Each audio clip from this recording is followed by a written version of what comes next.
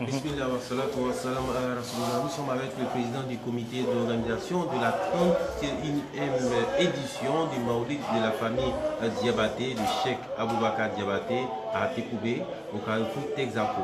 Nous sommes avec le président Abdoulaye Diabaté, PCO. Salam alaikum wa rahmatullahi wa barakatuh. Wa alaikum salam wa rahmatullahi wa barakatuh. Alors, depuis quelques heures, nous sommes donc au Maoulid, c'est chose faite. Vous avez pu drainer vraiment le monde comme on le souhaitait. Vous avez déplacé des autorités administratives et politiques, sans oublier toutes les grandes sommités de l'islam en Côte d'Ivoire. Tous les grands cheikhs se sont déplacés avec à leur tête le calife général de la Tidjania en Côte d'Ivoire. Paris pris, Paris réussi. Quelles sont vos impressions après avoir reçu tout ce parterre de personnalités? Alhamdulillah Rabbil Alamin, wa salatu wa salam ala Rasulullah. Allahumma salli wa sallim wa barik ala Sayyidina Muhammad wa ala Sayyidina Muhammad wa sallam. Je suis vraiment un homme très heureux. Heureux d'autant plus que la lourde responsabilité qui nous a été confiée, comme chaque année d'ailleurs, à savoir l'organisation du Maoulid de la Zawiya Sonta de Tekoubé, du Cheikh Aboubakar Diabaté, qui est aujourd'hui à sa 31e édition. Une édition qui a connu sa genèse depuis le défunt. Le rappel à Allah subhanahu wa ta'ala de notre regretté géniteur Ahmad Nfira Diabaté, c'est-à-dire depuis la période de 88. Nous sommes partis d'année en année en fonction des moyens que Dieu a mis à notre disposition pour pouvoir vraiment faire ce moment. Et cette 31e édition, en l'espace de la 30e, nous avons apporté des innovations au niveau de la communication surtout. Et une large diffusion en termes de communication a été faite autour de cet événement, je dirais, de très grande spécialité, parce qu'il s'agit d'un homme de notre boussole universelle, le prophète Mohammed sallallahu alayhi wa sallam.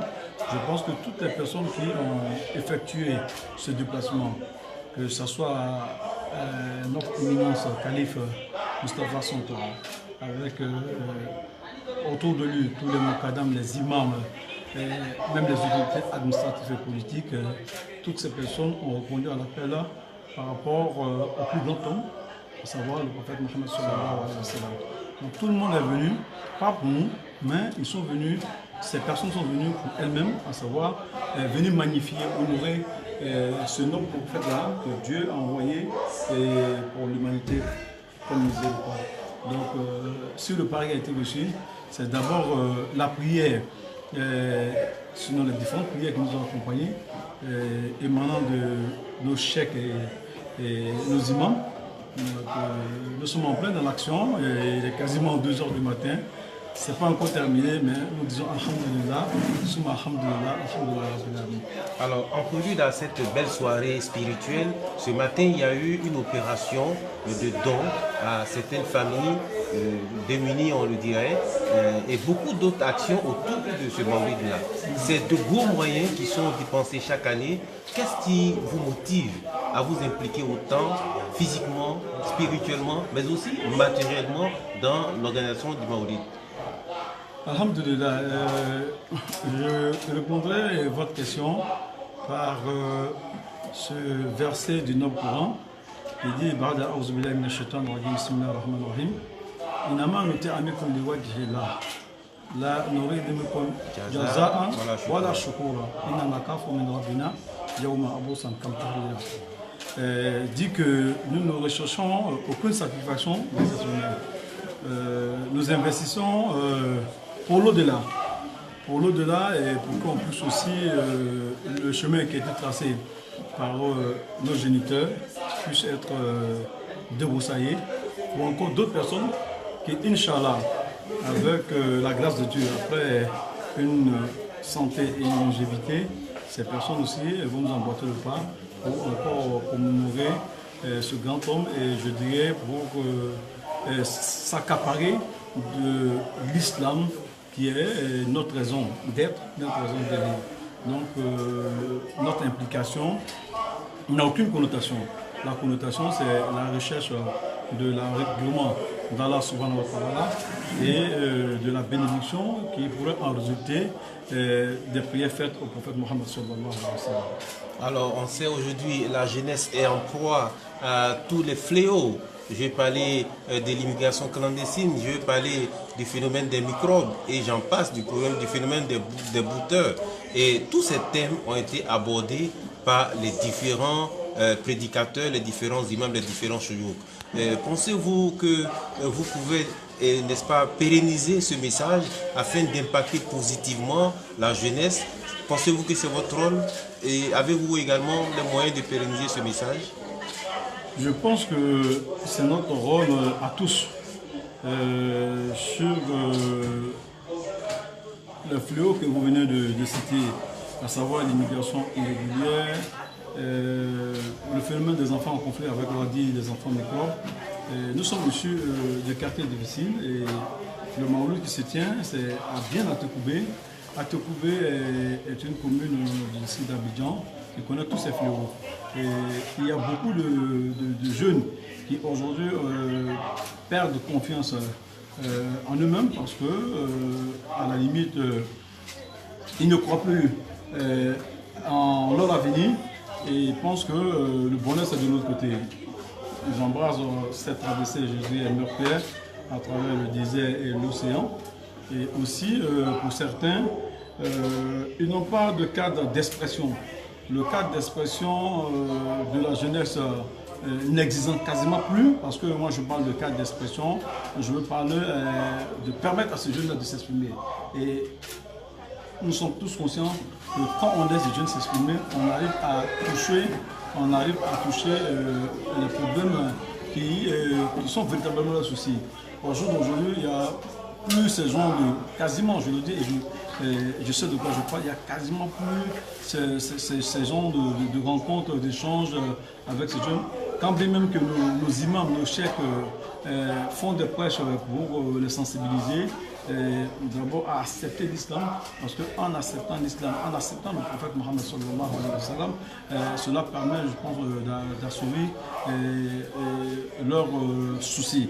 Mais malheureusement, ce n'est plus comme avant, où nos parents arrivaient à nous appeler et déjà nous dire ce qui leur serait plus utile, plus, je dis, en termes d'espoir, ce qu'ils attendaient de nous lorsqu'ils ne seront pas de ce monde-là. À savoir l'héritage, ce n'était pas l'héritage matériel qu'ils cherchaient à nous donner, mais c'était plutôt l'héritage spirituel, comme ils l'ont, je le dirais, emprunté à travers les enseignements qu'ils ont eu des hadiths du prophète Mohammed sallallahu alayhi wa sallam et du Coran, où notre prophète Yacoub a réuni ses enfants pour leur dire, mais quand je ne serai pas là, qui vous allez adorer?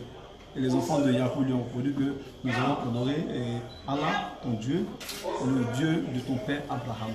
Donc je pense qu'il faut créer, au-delà de l'aspect religieux, aussi des plateformes pour comprendre ces jeunes-là, parce que je ne dis pas que c'est en étant musulman, ou bien ceux qui vont à l'aventure, ceux qui sont dépravés, ne sont pas des musulmans. C'est des enfants de musulmans. Je vous donne une anecdote. Un jeune que nous avons connu, un gamin, qui a même fait l'école coranique, fini l'école coranique, qui était adulé par tout le monde. Moi, c'était mon chouchou, parce que dans la récitation, je l'aimais bien. Mais malheureusement, je dirais qu'il a été pris par le pied du Satan. Et comme Dieu nous a dit, on n'a qu'un seul ennemi, que ce soit les parents, que ce soit les grands frères, que ce soit les imams, que ce soit les autorités. Il faut qu'on arrive à sensibiliser tout le monde pour dire que le seul véritable ennemi que Dieu nous a donné, nous a montré, c'est le Satan. Donc nous prions Dieu que Dieu nous aide à mettre des barrières entre nous et puis le Satan, pour ne pas tomber dans cette facilité qui, à la limite, nous fait beaucoup de difficultés dans nos familles et dans nos communautés. Alors, visiblement, compte tenu de l'organisation, vous êtes un homme satisfait. Nous sommes à la fin de cet entretien. Quel est votre mot de fin? Alhamdulillah Rabbil Alamin, mon mot de fin c'est toujours revenir à dire Alhamdulillah. Alhamdulillah parce que vous savez, le Maouloud est un grand événement Nous, en tant que structure, l'Amphia Marketing Communication, qui est une agence conseil en marketing et en publicité, a choisi aussi le credo religieux, étant musulman, a choisi ce credo-là pour faire de l'événementiel islamique. Donc je suis quelqu'un, de par ma position de directeur de cette structure, quelqu'un de satisfait parce que tous les engagements pris vis-à-vis de notre chèque, alhamdoulilah, nous avons pu les exécuter, et aussi dire que l'appel lancé a atteint sa cible, à savoir la communauté musulmane dans son entièreté et dans sa diversité, et aussi même les non-musulmans qui sont venus à notre invitation. C'est de multiplier ce genre d'événements. Il ne faut pas attendre seulement le Mawlid pour faire de l'événementiel islamique. Nous avons beaucoup de périodes où nous pouvons implémenter ce genre d'événements-là pour permettre aux jeunes de comprendre, d'être sensibilisés. Et la meilleure des sensibilisations, c'est les prêches que font les prédicateurs avec pour base les enseignements du prophète Mohammed sallallahu alayhi wa sallam et du livre saint qui lui a été confié, le Coran.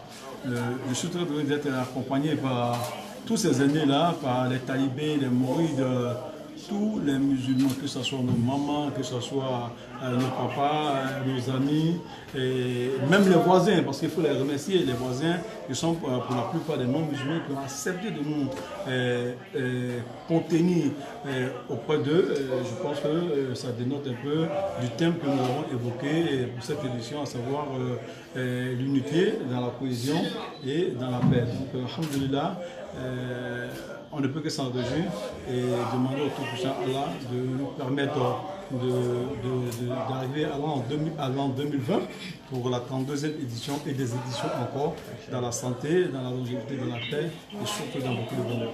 Donc vivement la 32e édition. Salam alaikum wa rahmatullah.